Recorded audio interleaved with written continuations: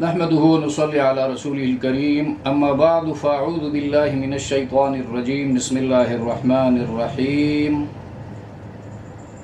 ولما فصلت العير قال أبوهم إني لأجد ريح يوسف لولا أن تفندون قالوا تالله إنك لفي ضلالك القديم فلما أن جاء البشير ألقاه على وجهه فارتد بصيرا قال ألم أقل لكم إني أعلم من الله ما لا تعلمون قالوا يا أبانا استغفر لنا ذنوبنا إنا كنا خاطئين قال سوف أستغفر لكم ربي إنه هو الغفور الرحيم۔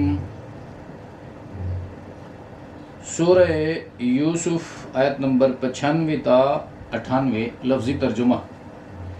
ولما اور جب فصلت جدا ہوا، فصل یفصل ضرب یضرب، کوئی بندہ جب شہر سے نکل جاتا ہے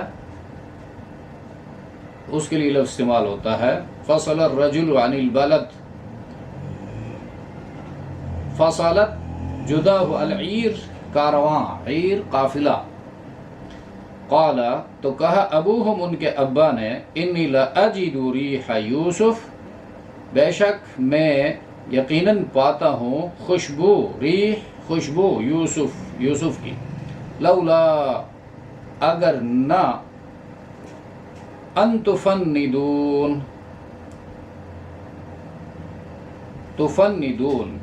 فند یفند اور تفند اور فند یفند، یعنی بڑھاپے کی وجہ سے عقل کم ہونا، بڑھاپے کی وجہ سے کسی کا عقل کم ہو جائے تو اس کے لیے لفظ استعمال ہوتا ہے، اور سٹھیا جانا کہتے ہیں، اور سٹھیایا ہوا سمجھو تم مجھے، ان تفندون، تو لولا ان تفندون، اگر نہ سٹھیایا ہوا سمجھو تم مجھے، قالو کہا انہوں نے، انکا تاللہ خدا کی قسم، انکا بے شک آپ، لفی ضلالکا یقیناً اپنے غلط خیال میں ہے، قدیم پرانے غلط خیال میں ہے، جس طرح یہ اس صورت کی ابتدا میں بھی یہ لفظ آیا ہے۔ اس وقت بھی ان لوگوں نے کہا تھا کہ آپ بڑے خطا پر ہیں، اور فلما پس جب، ان جا آیا، البشیر خوشخبری دینے والا، بشیر بشارت خوشخبری دینے والا، بشارت خوشخبری کو کہتے ہیں، القاہ تو ڈال دیا اس نے اس کرتے کو، علی وجہہ ان کے منہ پر، فرتدا تو لوٹے وہ، یعنی لوٹے وہ معنی ہو گئے وہ، بصیرا بینا۔ اچھا، قال فرمایا، الم اقل لکم کیا نہ کہا تھا میں نے تم سے، یہ یعقوب علیہ السلام فرما رہے ہیں، انی اعلم بے شک میں جانتا ہوں، من اللہ اللہ پاک کی طرف سے، ما وہ بات، لا تعلمون جو تم نہیں جانتے۔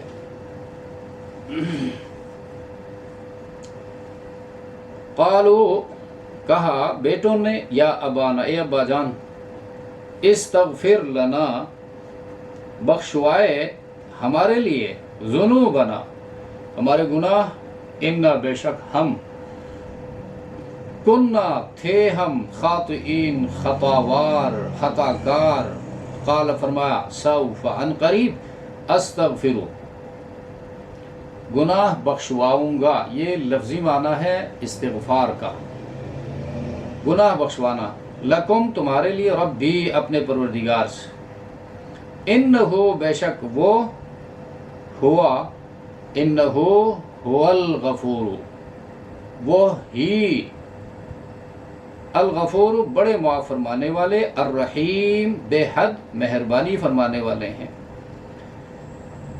یہاں سے برادران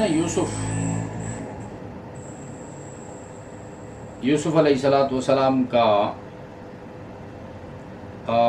کرتا جو ہے وہ لے کر چلے، اور جب کاروان مصر کے دارالسلطنت سے باہر نکلا تو ان کے ابا نے کہا، اب دیکھیں یہاں پر مصر کے دارالسلطنت سے یوسف علیہ السلام کے بھائی وہ کرتا لے کر باہر نکلے تو ان کا ابا جو ہے وہ کئی 100 کلومیٹر جو ہے دور ہے، فلسطین میں ہے، کنعان میں ہے، تو وہاں پر حضرت یوسف علیہ السلام کی خوشبو محسوس کی۔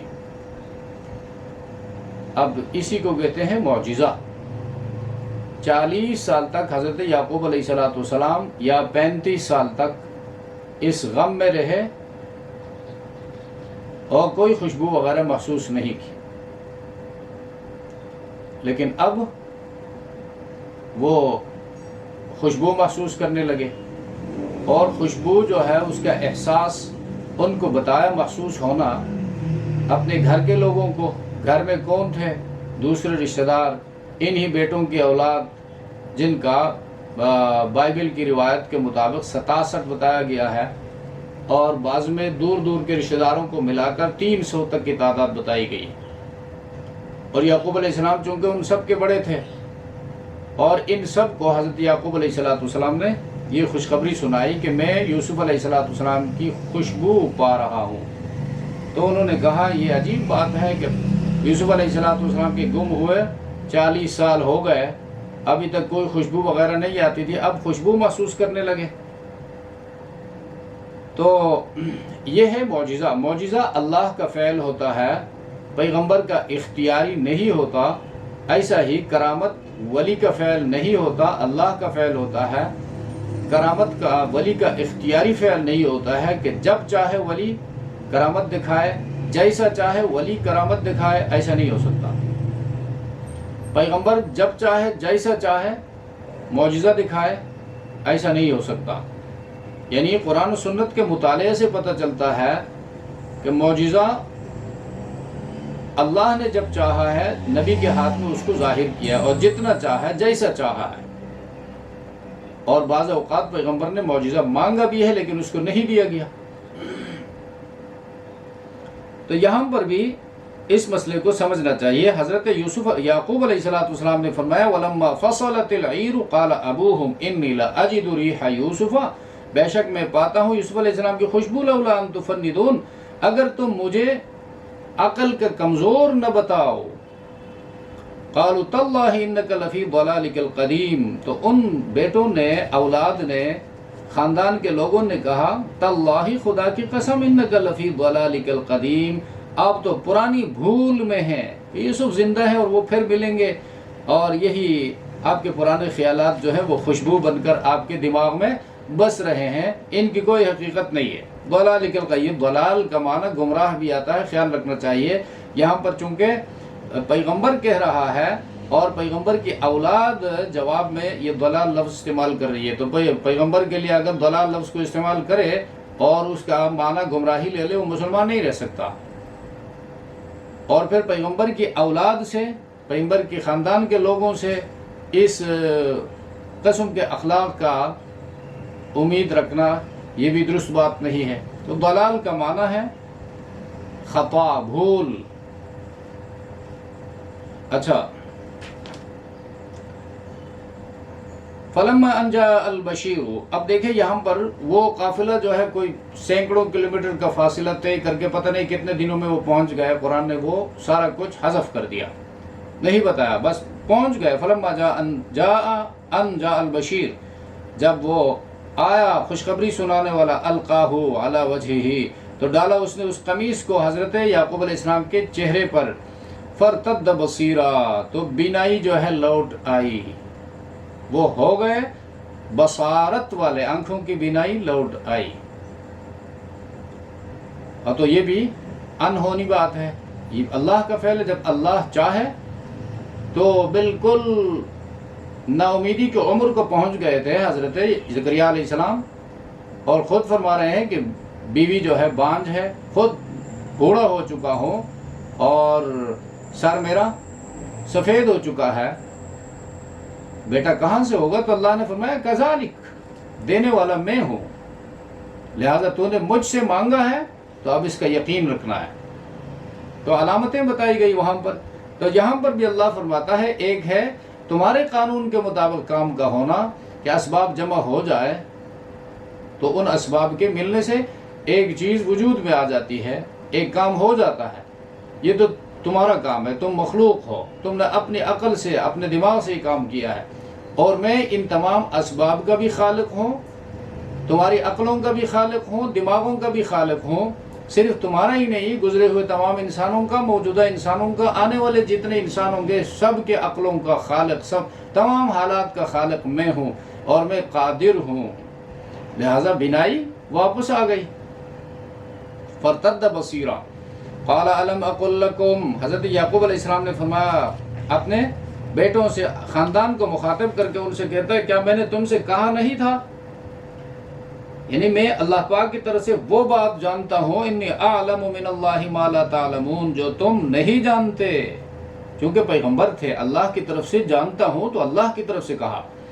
وحی ہوتی تھی، الہام ہوتا تھا، فراست نبوی اور عقل اور شعور نبوی جو عام انسانوں سے اعلیٰ درجے کا ہوتا ہے، فراست نبوی جو انسانوں سے اعلیٰ درجے کا ہوتا ہے، اور اس کے بعد ہمیشہ وحی کی رہنمائی میں زندگی بسر کرتا ہے اور پھر گناہوں سے معصوم ہوتا ہے، یہ ساری چیزیں جب جمع ہو جائے تو پھر اس کی بات میں بھی وزن ہوتی ہے، اس کی کوئی قدر ہوتی ہے۔ تو فرمایا من اللہ، میں اللہ کی طرف سے جانتا ہوں، اور وہ ساری باتیں پھر بتائی گئی تھی۔ یوسف علیہ السلام نے جو خواب دیکھا تھا اور اس خواب کی تعبیر میں جو تعبیر دی گئی تھی، جو تعویل دی گئی تھی، اب یہ ساری آزمائشیں تھی، پیغمبر تھے کہ جانتے تھے کہ اللہ کی طرف سے آزمائش ہے۔ ما لا تعلمون، وہ بات جو تم نہیں جانتے۔ قالو، تو یوسف علیہ السلام کے بھائیوں نے کہا اے ابا جان استغفر لنا، ہمارے لیے مغفرت طلب کیجئے، ہمارے گناہ بخشوا دیجئے اللہ سے۔ اب باپ پیغمبر ہے، اور ایک تو اللہ کا پیغمبر ہے، دوسرا باپ ہے، دو حق جمع ہو گئے ہیں، تو لہٰذا ان سے کہتے ہیں آپ ہمارے لیے دعا کیجئے۔ تو دوسروں سے دعا کروانا بھی سنت سے ثابت ہے، قرآن سے ثابت ہے۔ اپنے لیے بھی بندہ دعا مانگے اور دوسروں سے بھی کہہ دے کہ ہمارے لیے دعا کیجئے کامیابی کے لیے، اللہ ہمارے گناہوں کو بخش دے۔ قالوا یا ابا نستغفر لنا ذنوبنا، ذنوب ضم کی جمع ہے گناہ، انا کنا خاطئین، یقیناً ہم گناہگار تھے، خاطئین ہم گناہگار تھے۔ اچھا، قال سوف استغفر لکم، حضرت یعقوب علیہ السلام نے فرمایا سوف، ان قریب، استغفر لکم، میں تمہارے لیے مغفرت طلب کروں گا اللہ سے، ربی، جو میرا رب ہے، اپنے پروردگار سے، ان قریب۔ تو اس میں حضرت یعقوب علیہ السلام نے ڈیلے کیا، اسی وقت دعا نہیں کی۔ ایک تو علماء نے لکھا ہے کہ حضرت یعقوب علیہ السلام نے فرمایا کہ تہجد کا وقت جو ہے، رات کا آخری تہائی پہر جو ہے، جو صبح صادق کے ساتھ ملا ہوا ہوتا ہے، یہ وقت اللہ کی رحمتوں کے عنایات کے متوجہ ہونے، رحمتوں کے نزول کا خصوصی وقت ہے، مخصوص وقت ہے۔ اس وقت کے لیے دعا کو ڈیلے کیا، سوف استغفر لکم ربی، اپنے پروردگار سے۔ اور دوسری بات،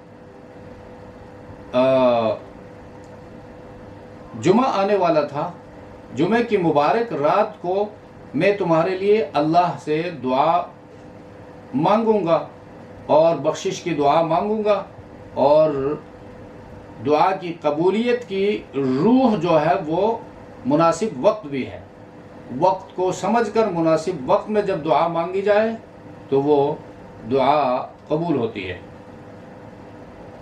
اور تیسری بات جو ہے، یہ تو یوسف علیہ السلام کا کرتا لا کر حضرت یعقوب علیہ السلام کے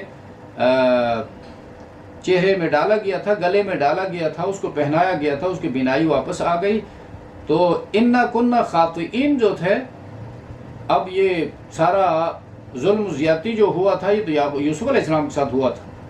اب وہ سارا معاملہ جو ہے بالکل کلیئر یعقوب علیہ السلام کے سامنے یقین کے ساتھ واضح نہیں ہوا تھا.